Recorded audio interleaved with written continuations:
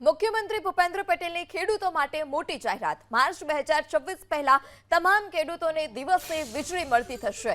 હાલમાં રાજ્યમાં 98% ખેડૂતોને દિવસે વીજળી આપવામાં આવે છે। બાકી વિસ્તારમાં દિવસે વીજળી આપવાની કામગીરી પૂરજોશમાં ચાલી રહી છે। માર્ચ મહિના પહેલા બાકી કામગીરી પૂર્ણ થઈ જશે।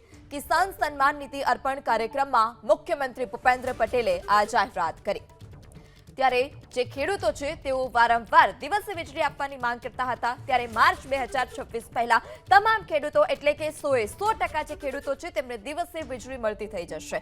વધુ માહિતી સાથે સંવાદદાતા હિરેન રાજ્યગુરુ પણ જોડાઈ ચૂક્યા છે। જે હિરેન, માર્ચ 2026 સુધીમાં તમામ ખેડૂતોને દિવસે વીજળી મળતી થઈ જશે। શું વધારે વિગત, મુખ્યમંત્રીની શું જાહેરાત?